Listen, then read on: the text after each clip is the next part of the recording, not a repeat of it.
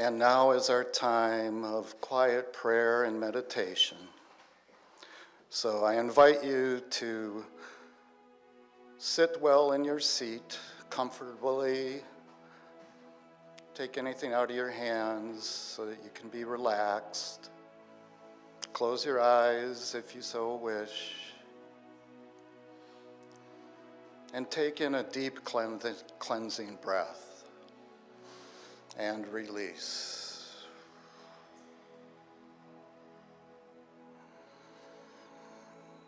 And as we continue to breathe, feel the tension release.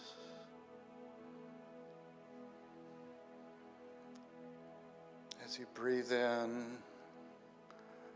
and then exhale, just feel the wave of relaxation moving from head to toe throughout your body.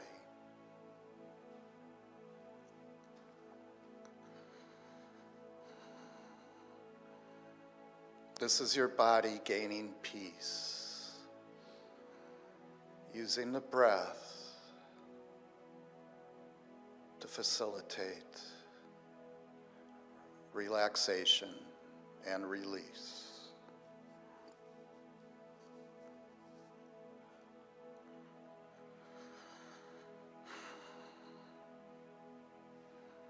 As you become relaxed and more open, your heart is opening as you relax. More and more.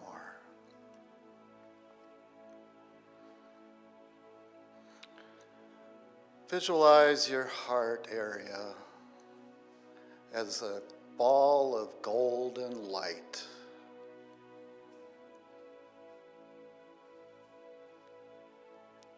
Golden light filled with love, filled with energy, filled with peace.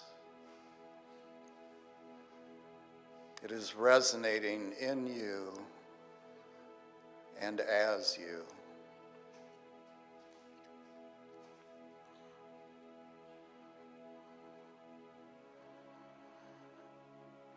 And out of this golden light, see a strand or a beam of light coming out from your chest, out into the room or wherever you are. And see others' beams or threads coming out and joining together. Begin to weave together the strands of golden light with everyone present.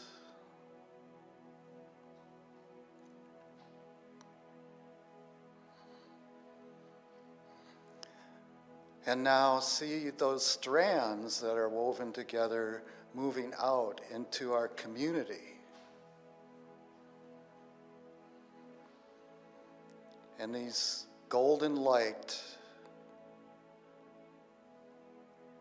bringing in other strands of light, golden light from everyone.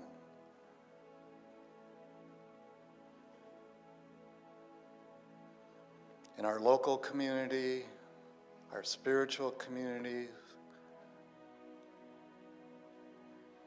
And this light is spreading, and the strands are growing, and more people are joining. As we see the golden light of love expanding throughout the world, and see the light from all beings weaving together in a magnificent display of golden light and love encompassing all.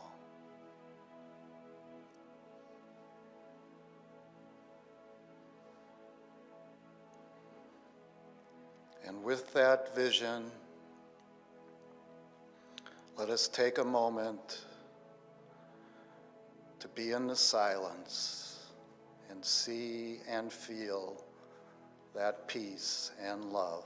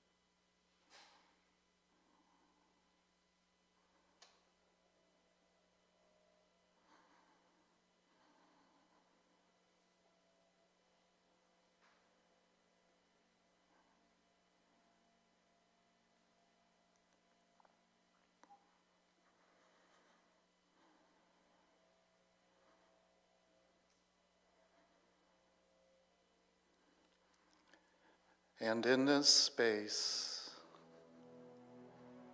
where we are all connected in oneness, in wholeness, in light and in love, we are at peace, and all is well. For me, for you, and for all beings, all is well in the light.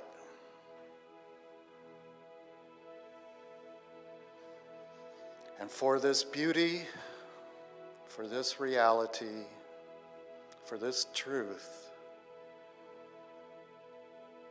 we are grateful.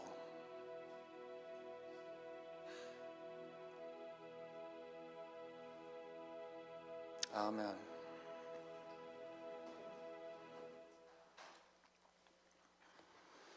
Thank you, Pete, Rachel, and Steve. And especially Pete for putting this together. That was a special request I made. And it comes from Parker Palmer, and on his website, he has the discussion guide for this book that we're doing, Healing the Heart of Democracy, for our fall program. And he also has there a whole bunch of videos of him talking, but the very first one is him with Carrie Newcomer, who wrote this song, and talking about it and where it came from, and then she sings it. And it moved me very much, so I wanted to have it be part of this talk today. And so thanks to Pete for putting that together and making that happen. And the website that you can Google Parker Palmer, but it's couragerenewal.org. And even if you're not reading the book, there's a lot of great resources there to check out. So I would encourage you to do that. Okay. So today, while Reverend Evan is moving from out west to Madison, he asked me to speak, and I thank him for that. And we're doing chapter 4. The Loom of Democracy and Life. So that's, the Loom of Democracy is chapter 4. So you can see a theme going here too. We did weave earlier. We're weaving the loom, okay? And as I was looking at this, I thought, you know, I'll bet there's some people don't even know what a loom is. And it doesn't, in this case, we're not talking like looming over somebody.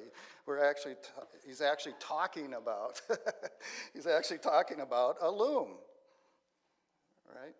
So a loom is some mechanism. I'm not a loomer. I don't know what you call it. So I don't know exactly how it works, but I've seen them, and they do good things. And you can have little ones, just personal, or larger ones, and now industrial ones. And it's a way of taking fabric and thread and so forth and turning it into a woven fabric. So That's the metaphor that he uses in this chapter, because what we need to do is to weave ourselves together to change the things that need to be changed, and from our hearts. And we need to weave our energies together. Okay. So that's what this chapter is about. Well, it's what I say it's about, so I don't know. It's about whatever you want it to say. So I was talking to Lloyd earlier. He was like, I'm wondering where you're going to go with this. And I'm like, yeah, well, I usually have a unique take on things, so we'll find out. We'll find out. Okay. But a couple key things from the book, and then I'll turn into a little different angle here, is what he's talking about here is the fight or flight response in terms of how we deal with things. So we're hardwired genetically, from the beginning with this fight or flight response when we're in some fear or threatened state, right? And that's natural, it's okay, it's part of who we are as human beings. Where it becomes a problem is where we're not really threatened, but it's just an imaginary thing. And if that's our only response, it causes problems for us and for others. So we want to be able to understand how to deal with things that are tough to deal with without getting caught in the trap of the fight or flight response as the only way to deal with it. And that's what this chapter is about. Okay? And I agree. He talks about holding the tension constructively. So people will disagree. Things will happen in a way that I don't like it. You don't like it, whatever. Okay, there's tension between people, between institutions, between all kinds of things, within ourselves, and we'll talk more about that later. Now, we can fight or flight based on some of those tensions. Another real common thing is we can avoid, right? And we can use substances or whatever, different things to avoid the tension and just not deal with it and check out. That's not the most constructive way to deal with it either. So what he talks about here is kind of two main things we need to have in order to make constructive problem solving happen and some collaboration in working out these difficult problems that we might have that are causing the tension. So one is structures. So designing structures that bring people together to solve problems together, even with differing views. And he talks about, the way our constitutional founders structured the government. That's really what they did by having different parts of the government, checks and balances, all those kinds of things. You see here the justice scales of justice. So there's a number of different things he talks about in terms of where we have those checks and balances, and we have different ways of bringing people together in structures of democracy, and that's what it's about. So we have a lot of certain structures. Now, we also have other things like here, unity. We have a structure, and we consciously try and do that here too, is bring in people and have many different viewpoints and try and collaborate. And in our community, you can see things like that. So structure is important, and we are all part of building that, changing that to be more collaborative. The other part is then you got this structure, right? Well, then guess what? We need to participate and be a part of it to make things happen and to solve problems and to understand what's going on. On the simplest level, it means in terms of democracy and government, the simplest example is to vote, right?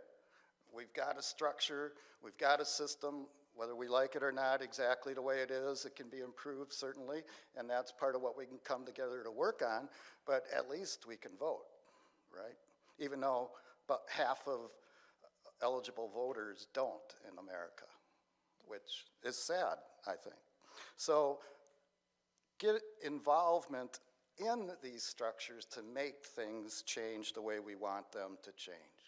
That's a key part what he talks about in this chapter. And then he talks about how there's 5 major cultural things that have happened over time to help us deal with tension and overcome the fight or flight response. I'm not going to go into depth on all these, but one is language. If you think way back, before the whatever, caveman days, prehistoric, whatever, they didn't actually have language. And somehow that got developed in a way that allows people to communicate and work with each other. That's amazing if you think about it. Try going about your life with no language and see how great that is, I mean, silent retreats are great, but it's tough. And then he talks about art and all the different forms, whether it's visual, music, so forth, dance, anything, art, religion, I'll come back to, education, and democracy itself. And so these things are built to help us have ways to deal with things other than just running or fighting or avoiding. And we have them here. I'll read a quote here.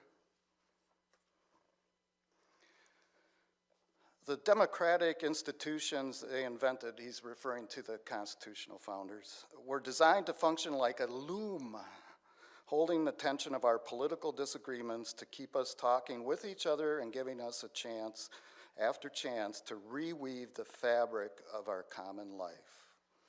So that's what these things are here for, to do, and what we've developed over time. And he says, we learn to embrace the tensions in ways that open us to something new. Okay? I think that's really cool, to be able to embrace a tension, work with people that you may disagree with, and have different perspectives, but it opens up something new, if we're willing to do that. Okay? If all we want to do is judge and condemn and tell someone they're wrong and bad, it isn't going to happen that way. All right? So embrace the tensions in ways to open us up to something new, to solve what he calls our divergent problems of the day.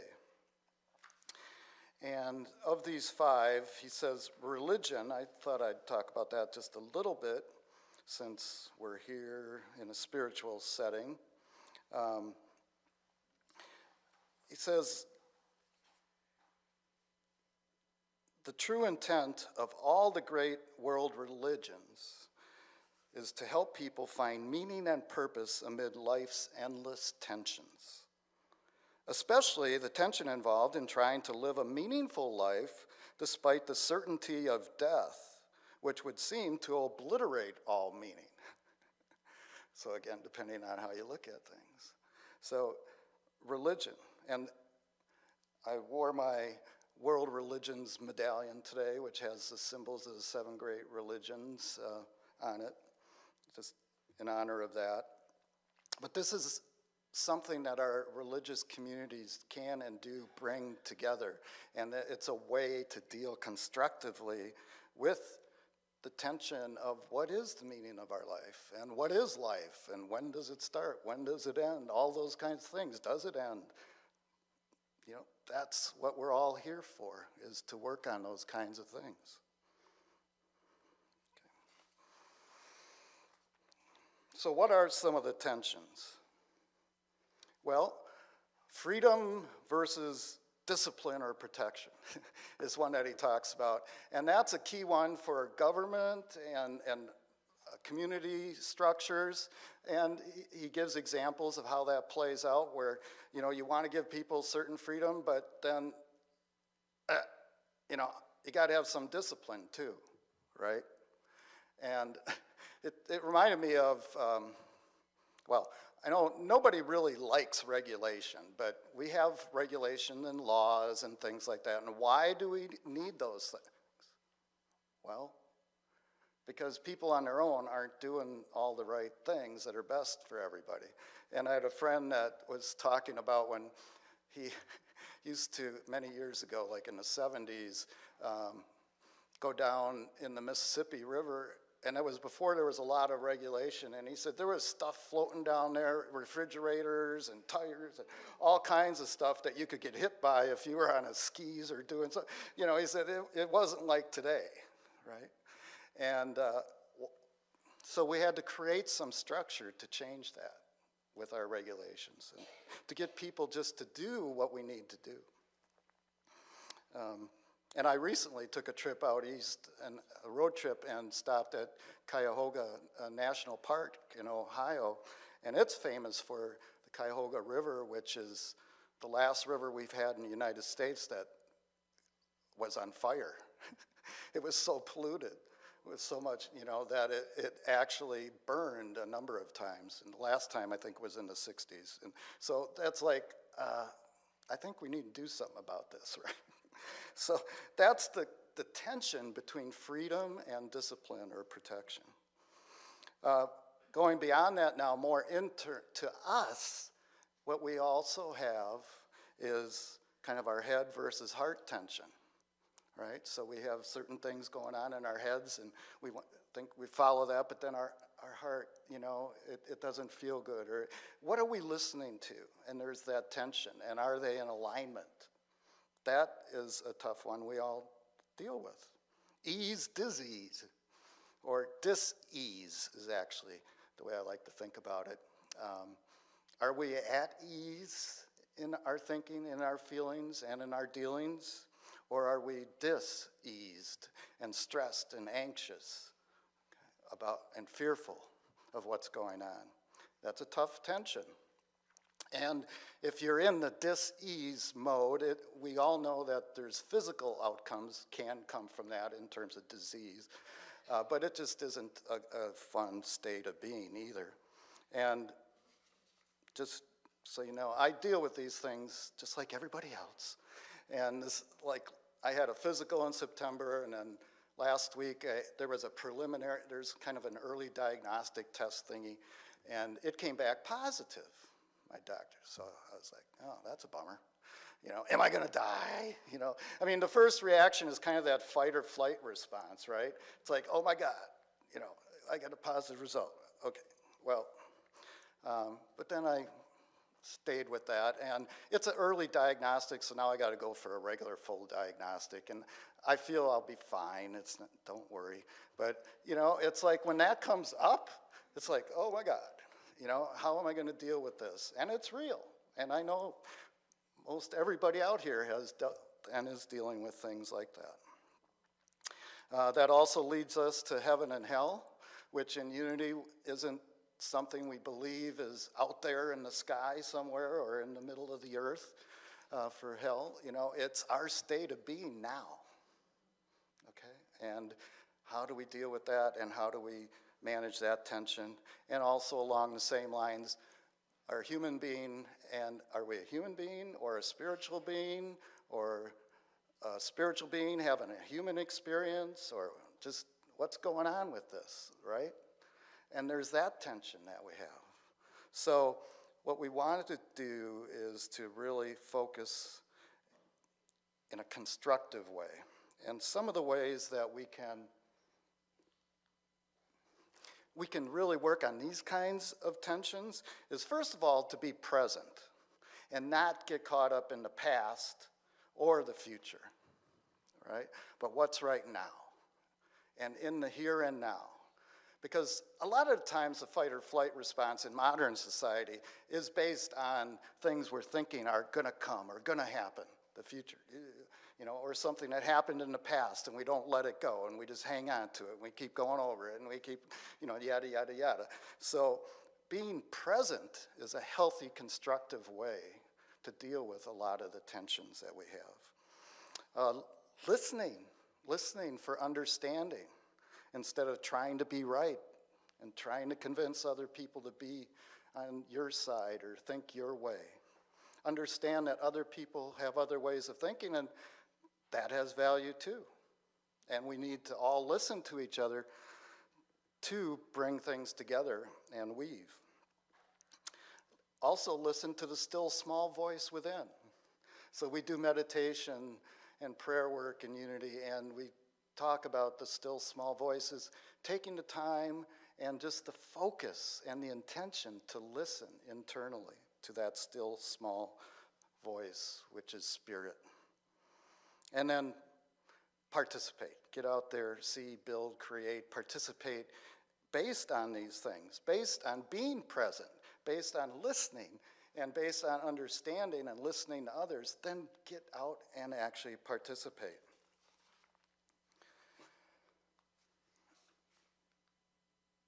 Oops. The Serenity Prayer, which most of you probably are familiar with, I thought it came up, and it just is a good way of kind of bringing some of these ideas together, where it says, God grant me the serenity to accept the things I cannot change, okay? Courage to change the things I can, and the wisdom to know the difference. I mean, that's a statement of holding tension constructively, right? And knowing the difference, and then knowing what is mine to do, and then doing it. That's what we're talking about. In the spiritual realm, we have tools that we use to help us with these, dealing with these tensions and really bringing out our spiritual nature that we use and talk about. Meditation, prayer, denials and affirmations, music, movement, nature. There's all kinds of ways we relate to our spiritual nature and can bring those to apply to our difficult problems in ourselves or in the world. And so that's why part of why we focus on those so much here at Unity, especially the prayer and meditation. Silent Unity has been going on for 120 years, and we always include prayer and meditation in our services and really encourage people to use that as a real tool for yourself and for others.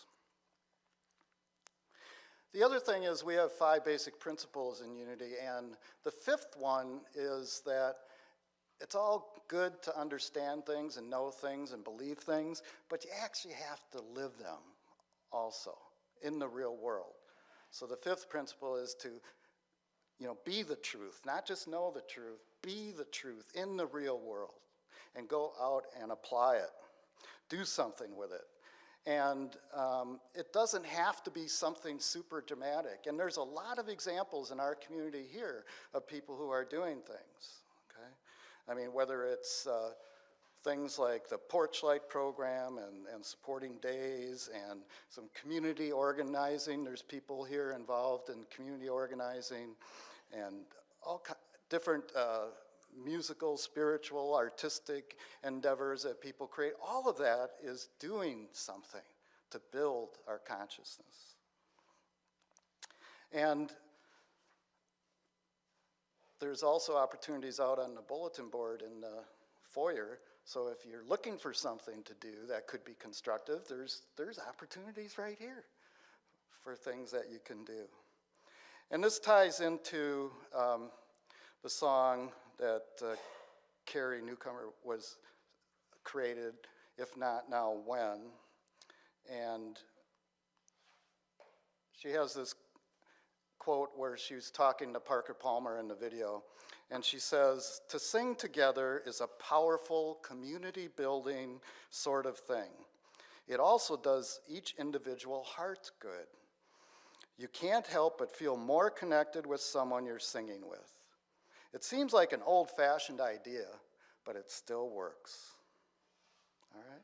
So something as simple but yet powerful as singing together makes a difference. And what we need to do is find more of those opportunities. What is mine to do? What can I do that brings us together more? And we sang her song, If Not Now, When, earlier. And to wrap up the talk today, I'd like us all to sing just the chorus. Oops. The chorus through 3 times. And as we do this, think about yourself too, and what is yours to do. And don't wait to do it. Okay? So let's sing this together 3 times. If not now, tell me when. If not now, tell me when. We may never see this moment or place and time again. If not now, if not now, tell me when. If not now, tell me when. If not now, tell me when. We may never see this moment or place and time again. If not now, if not now, tell me when. If not now, tell me when. If not now, tell me when. We may never see this moment or place and time again. If not now, if not now, tell me when.